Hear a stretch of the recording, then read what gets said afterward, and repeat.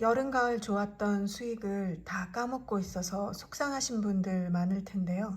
저도 먼저 들어가 있던 것은 50% 가까이 손해인 상황이에요. 어느 정도 하방으로 50%는 미리 예상했었지만 막상 닥치고 보니 여러모로 반성되는 부분이 참 많네요. 제가 기질적으로 잘 버티는 성향인데 요즘은 버텨서 제대로 된 수익을 얻는 기회가 예전보다 훨씬 적어진 듯 합니다.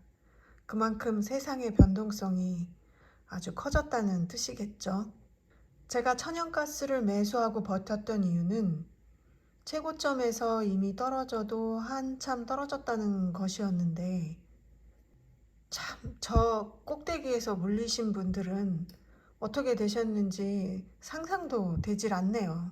저 때부터 인버스를 꾸준히 보유하신 분이 계실지는 모르겠는데, 보유를 했다면 또 어마어마한 수익을 얻었겠지만요. 거의 500, 600%에 해당이 되네요. 기본이 레버리지면은 12배, 14배 뭐 이렇게 되겠네요. 의미 없는 계산이죠. 그래서 기왕 손해난 거 막간에 공부를 좀 해보았습니다. 우선 유가와 달러의 상관관계를 정리해 봤어요. 그냥 이렇다더라 정도 들은 정도로는 계속적으로 조금 사실 헷갈리더라고요. 유가의 변동은 지정학적 사건, 뭐 예를 들어 전쟁, 천재지변 뭐 이런 거나 공급 및 수요 역학, 인플레이션 압력, 미국 달러 강세 또는 약세의 영향을 받습니다. 그런데 이렇게 달러의 영향을 받는 경우에 있어서 반비례인 경우가 있고 정비례인 경우가 있더라고요. 이런 면 때문에 이제 가끔 기사에서 난 글을 읽으면서 많이 헷갈리게 되었던 것 같아요. 일반적이라고 말할 수 있는 현상이 상대적으로 좀 드물어진 편이라 그렇긴 한데, 금융위기나 뭐 침체 같은 일반적인 현상일 경우에는 달러 가치와 반비례를 한다고 보시면 됩니다. 이거를 좀 더 자세히 설명을 하자면, 수익국 입장에서는 달러가 상승하면 매수를 하는데 부담이 커지기 때문에 수입이 감소되고 유가가 그래서 하락하게 되는 거죠. 생산국 입장에서는 달러가 상승하니까 수입이 커지겠죠. 그래서 기대가 커져서 공급을 증가시키다 보니까 결과적으로 유가가 하락하게 된다. 이렇게 흐름을 봤을 때 이 경우에는 점진적인 어떤 시간이 필요한 현상이 되겠죠.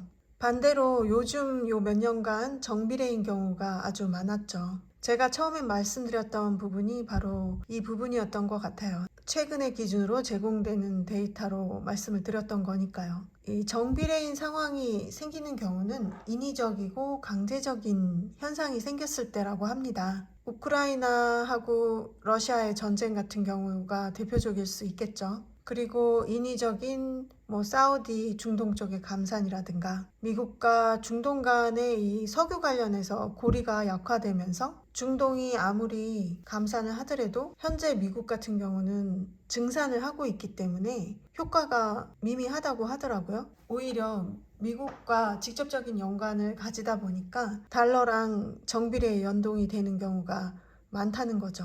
이거를 좀 세분화해서 설명을 하자면, 어떤 이유로 인위적인 감산 효과가 일어났다고 치면 생산이 감소되겠죠. 그러면 당연히 유가는 상승하고 그에 따라 지불 금액이 상승하게 되겠죠. 그러면 달러 수요가 증가하게 되는 것이고 그에 따라 달러 가치가 상승한다라는 거고요. 반대로 공급이 증가가 되면은 유가는 하락할 것이고 그에 따라 지불 금액이 하락하게 되는 거죠. 그러면 달러의 필요성이 감소가 되니까 결과적으로 달러 하락을 부르게 된다는 겁니다. 이 경우에는 좀 즉각적인, 상대적으로 반비례에 비해서 즉각적인 효과를 보게 되는 것 같습니다.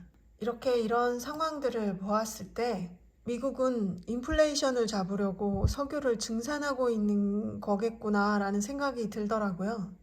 중동의 경우에는 감산 기조가 있기는 하잖아요. 주변을 충분히 통제는 못하고 있지만 말이죠. 그래서 유가가 70달러 이상일 경우 미국은 계속해서 원유 생산을 증가할 가능성이 크고, 이와 상관관계에 있는 천연가스도 비슷하게 흘러갈 거라는 전망입니다. 즉, 인플레이션을 잡아야 하니 상단은 막혀 있다고 예측 가능했던 거죠. 그런데 천연가스는 에너지 분야에서 비중이 점점 확대되어 가고 있습니다. 이런 이유 때문인지 워렌 버핏도 꾸준히 지난 몇 년간에 걸쳐 천연가스 산업 분야에서 영향력을 키워왔다는 것을 여러 기사에서 확인할 수 있었는데요. 보시다시피 그 예로 옥시덴탈은 유가와 천연가스의 폭락의 영향으로 가격이 꽤 하락된 상태입니다. 이렇게 봤을 때 워렌 버핏은 현재 이 부분에서 그다지 이득은 아닐 것으로 보이는데요.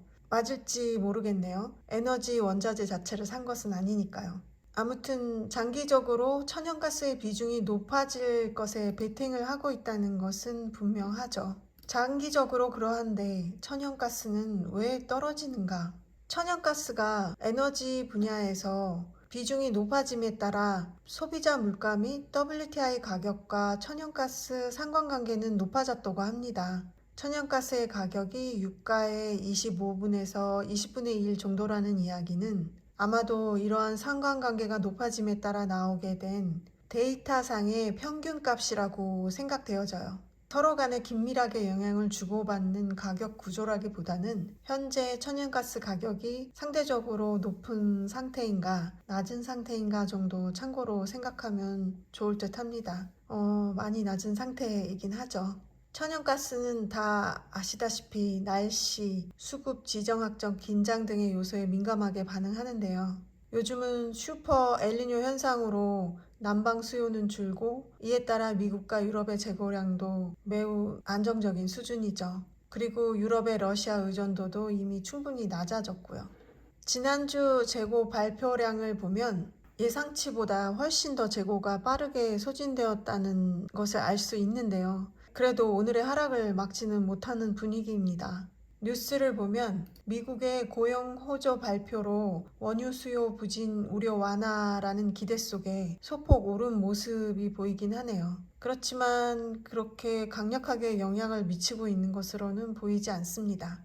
지금 이 기사를 참고해서 봐도 유가도 내리는데 왜 달러는 다시 강세냐. 지금 정비례로 보고 있는 상황인데 지금 일반적인 상황처럼 거꾸로 움직이고 있는 모습이 잠깐 포착이 된 거죠. 전체적인 흐름이 어떻게 될지는 좀 더 지켜봐야 하겠지만요. 저의 향후 전략은 이렇습니다. 어쨌든 다음 주부터는 강추위가 예상되고 있죠. 소폭 상승하는 때 일부 매도하고 나머지는 1월 정도까지 지켜보려고 생각하고 있는데요. 현재 미국은 인플레이션을 고려했을 때 석유 생산을 줄일 생각은 없어 보이고 같은 전략으로 천연가스도 주구장창 생산하는 것 같아 보이기도 하고요. 전체적인 흐름은 인위적인 상황이지 싶은데요. 그렇다면 정비례 하겠네요. 날씨까지도 참 이렇게 따뜻한 겨울 날씨는 솔직히 태어나서 처음 봅니다. 그래서 장기 보유보다는 단기적인 매수 매도 전략으로 당분간은 손해를 보완하고자 합니다. 다들 힘내세요. 오늘은 여기까지입니다.